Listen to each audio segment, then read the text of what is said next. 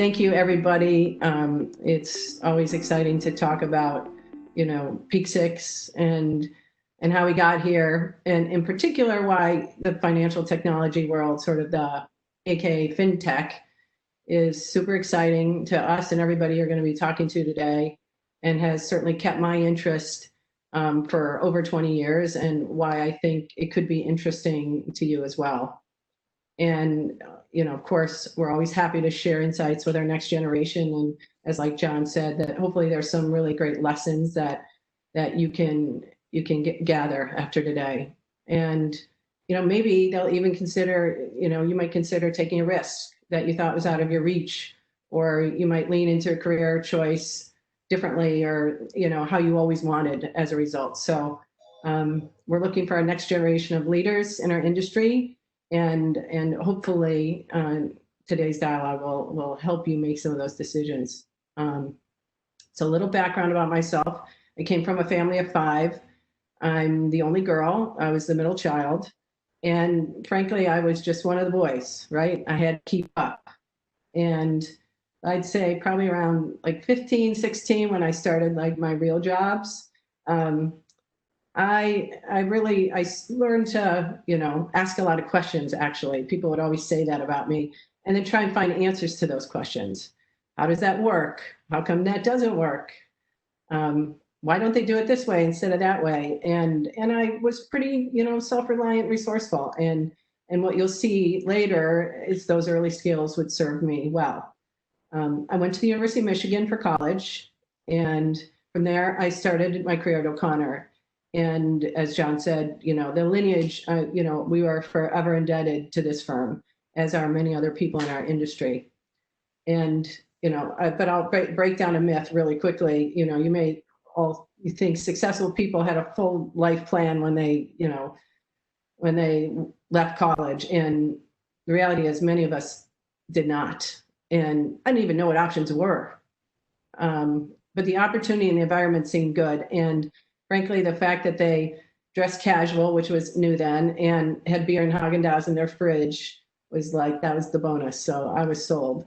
On my first day of work, I put on my jacket like we all did, like John did too. And I walked onto the Chicago Board Options Exchange trading floor with really no idea what was going to happen, right? And it turns out it was a super crazy day. I didn't know better. And it was the beginning of the end of a very famous firm called Drexel Burnham. And so the market was going crazy. And the person who was in charge of me literally sat me on a step, like on the ground, like a step on the ground, was right outside the pits, and didn't come back for me, like the whole day. Not for lunch, not for a bathroom break. And God forbid, I was frozen on that step. I wasn't going to move.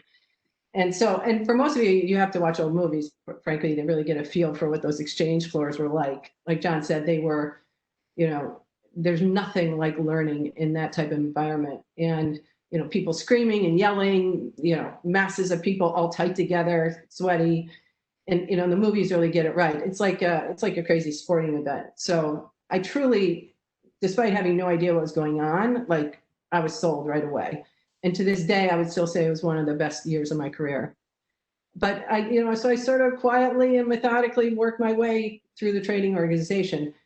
But my success at O'Connor was, not just hard work. It was definitely a combination of good luck. And luck, I learned along the way, is only worth something if you're really prepared and ready to take advantage of it. And everyone, I've had my share of good luck and my share of bad luck.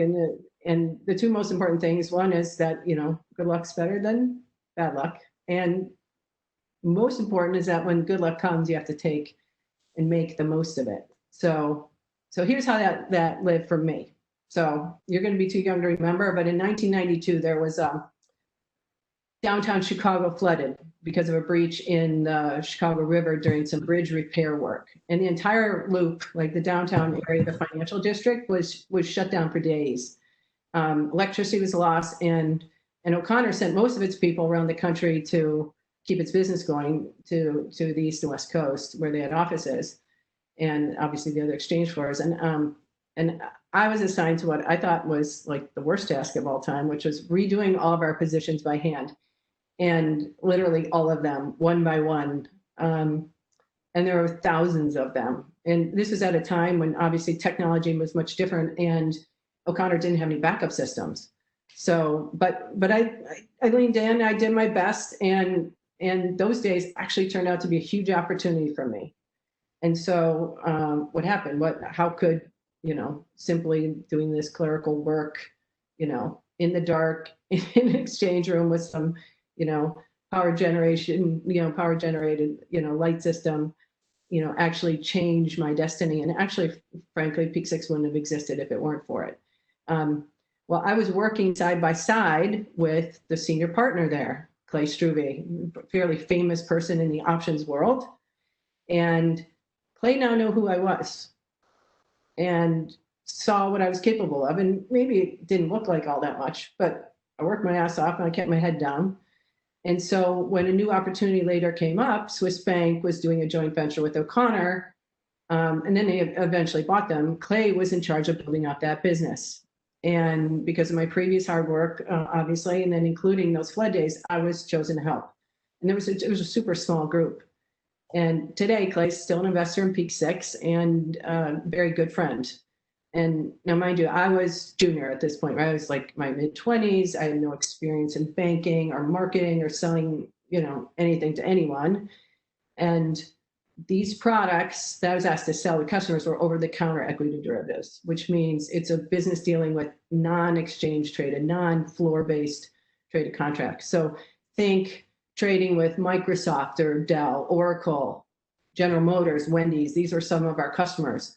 They're, corporations or institutions who wanted to transact in options, but they needed a bank to do that because the exchange floor wasn't big enough size for that. So that's where Swiss Bank came in. And I would say there's another opportunity that I lucked into. And again, right, it's only worth something if I was prepared and ready to take advantage of it. And, I'd be a fool to say that I was really ready for that, right? But even though I didn't feel ready, I jumped into it, because if I waited to be comfortable, right, this opportunity was gonna be gone. And so I worked hard, right? And the business took off, and it became so big that it drowned the exchange or listed business that O'Connor was still doing at the time. And eventually, Swiss Bank wanted to move this business to the East Coast, and there was no working remotely like we're doing today, right? So while we had another idea for the business and eventually tried to get Swiss Bank to bite, they said no. So, I had a decision to make, and certainly another pivotal point in my career. So I said no to the move. It didn't make sense for me personally, and I had to figure out what I was going to do next. And so, as naive as we were like, well, we're just going to build our own over-the-counter equity derivative business, right? 2 people in a room, no bank, no credit rating. Why are they going to talk to us? But we obviously had, big visions. And so my co-founder, Matt Holsizer, and myself, he had also been building the over-the-counter business at Swiss Bank. We thought, well, we'll try again. And suddenly you're 2 people in a room with 1 desk, and at the time a one-way speakerphone, which I don't even know how that's possible. And suddenly things become eerily lonely and quiet. But we survived, right? We had a plan. Actually, what we called our plan A. And to tell you the truth, 20 years later, we still have not done plan A. It's taking us a while. But while trying to build plan A, we built other plans B and C and D, and some of them worked. And just as a side note, if you think you're going to start with a plan and that's going to be the plan in the long run, it's likely not, right? You have to learn to pivot. So now all of you can leap. It may not be at the same thing, it may not be in the same way, but you're capable. And part of sort of jumping at something and figuring out what inspires you to leap is the most critical part. So back to when I was a kid, right? I kind of thought, well, there ought to be a better way of doing things. I was the only girl, and my brothers were off doing their own things. So I'll give you an example. when my dad was a doctor, and one day I was in his office, right, a stack of invoices, and he was printing off his dot matrix printer. And for those of you who don't know what that is, they're all connected pieces of paper and sort of in a line, and they come off all connected onto each other. And the paper trail, when I took it off the printer and I held it up and I dropped it to the ground, it was as tall as me and like 2.5 inches on the floor. And he's like, these are our outstanding voices from our clients who have not paid him yet. And I was like, oh my, are we going to eat? Right? Like, that was scary.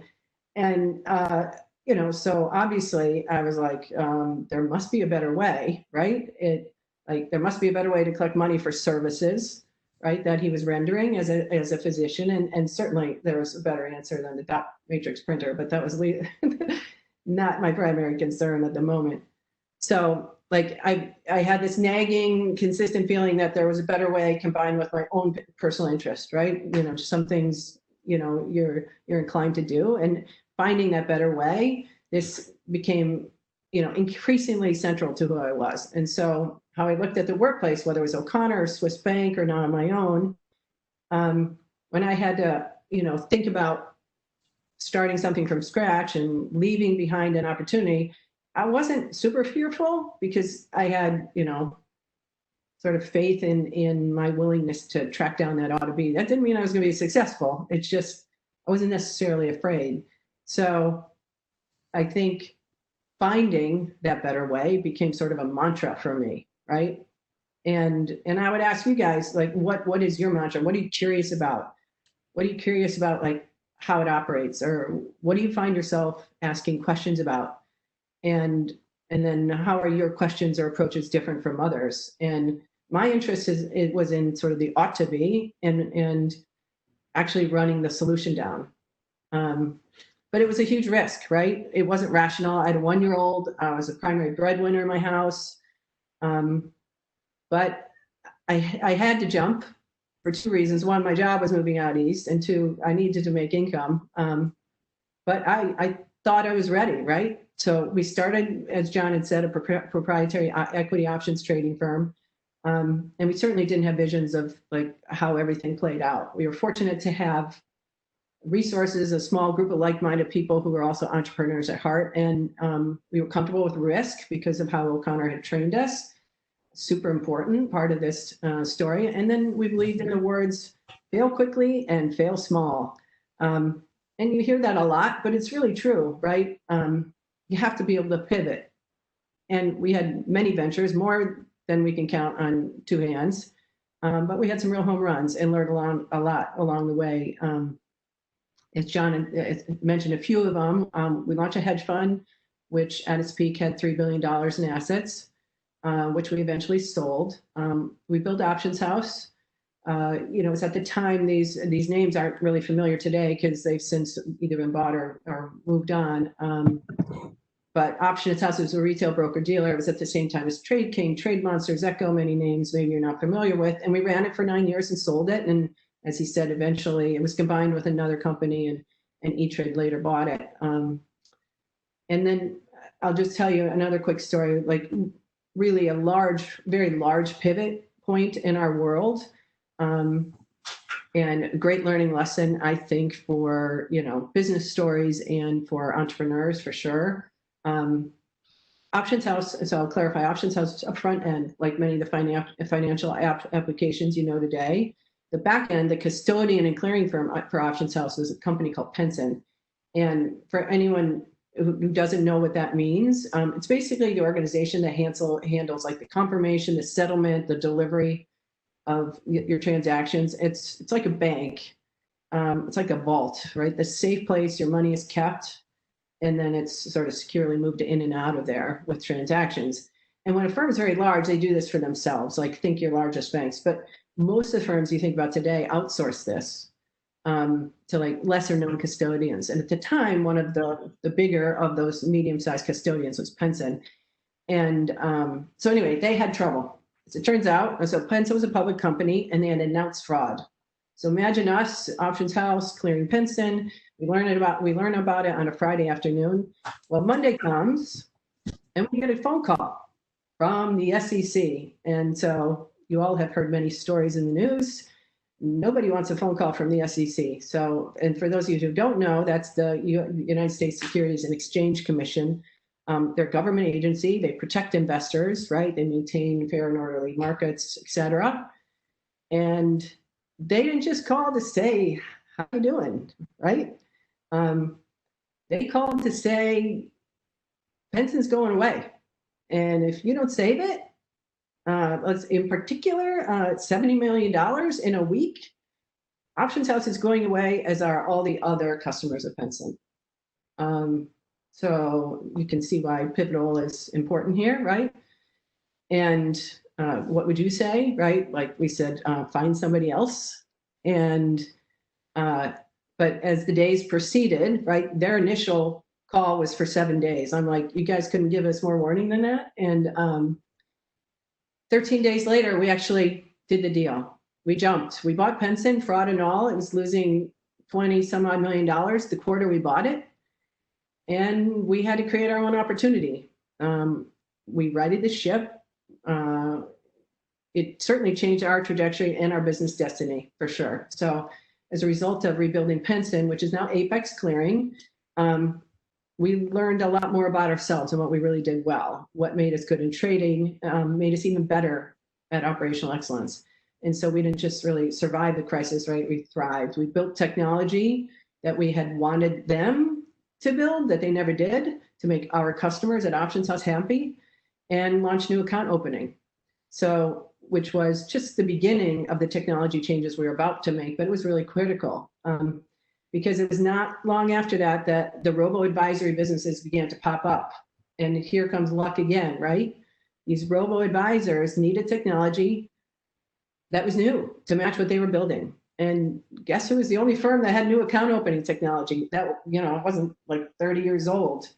And so that's what I call luck and preparation, you know, getting married, frankly. So firms like Robinhood, Wealthfront, Betterment, they all needed us, right? They were brilliant. They have these brilliant front ends, right? They don't want old, burdensome back-end technology to connect to those, right? And their customers aren't expecting that either. So today, we're the back-end custodian and clearing firm for probably more than, like, we don't know exactly the number, but more than 60% of all the new fintech companies that you see today.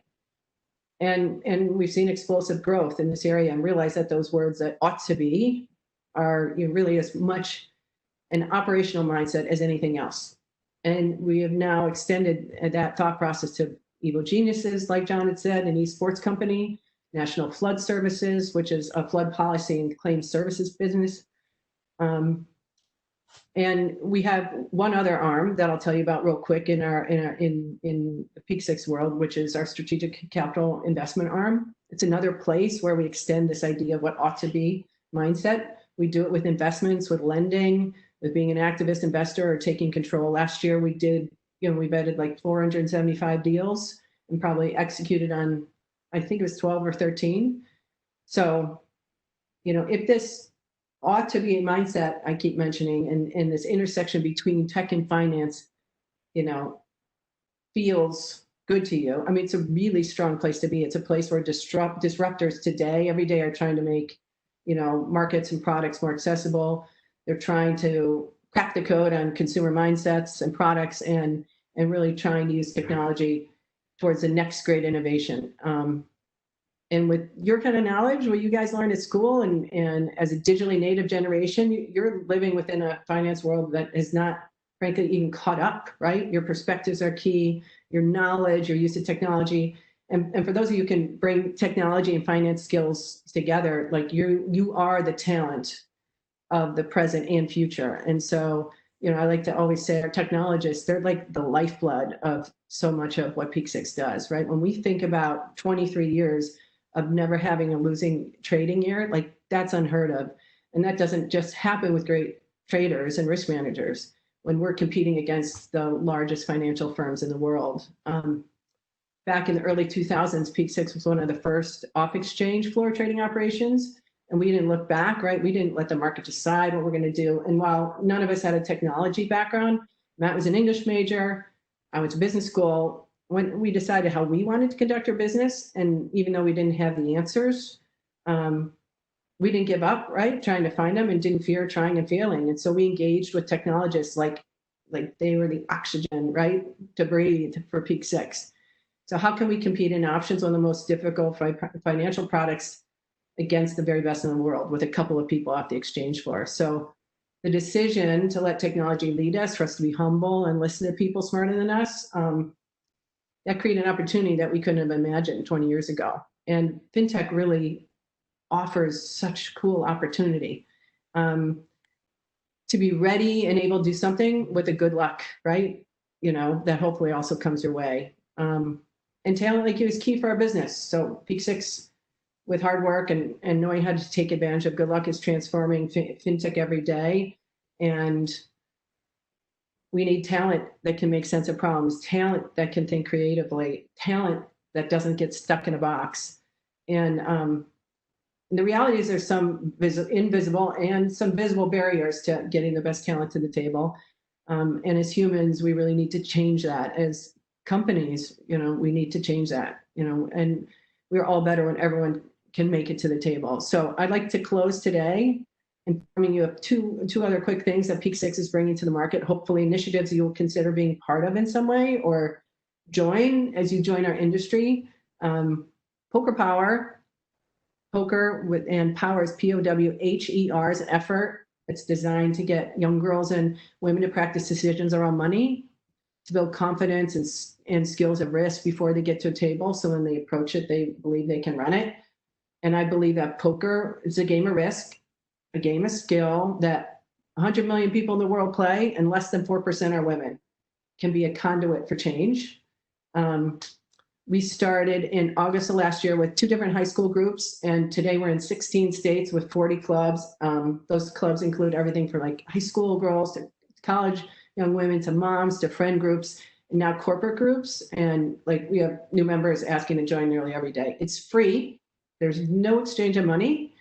And it's just about learning super valuable skills early in your career: risk reward, decision-making, and strategy. And I'm hoping for the women who are with us today, we would love for you to join us. And the other thing I wanted to mention real quick, as I'm running on time, I know, John, is our Fintech in Action, which is a coalition of fintech and financial services companies dedicated to Black inclusion in our industries. And we have nearly 20 companies in this effort, which is so cool. We're committed to making change in the areas of pipeline, hiring, promotion, retention. Our first partnership is with Greenwood Project and supports the efforts to provide opportunities and internships for Black high school and college students in financial services and fintech companies. And lucky for you guys, you'll be hearing from Greenwood's amazing CEO, Baban Joseph, which I have to mention was a former Peak Six colleague.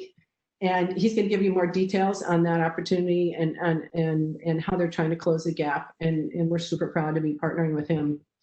And so in conclusion, I wish you best of luck this summer. Please wear your masks, right? And after internships, I hope you will consider joining our industry. I'd love to answer questions in the future or today. And I hope you will be some of the people disrupting and changing and building the table to include everyone for our industry in the future. Thank you so much. We will all be better off for it.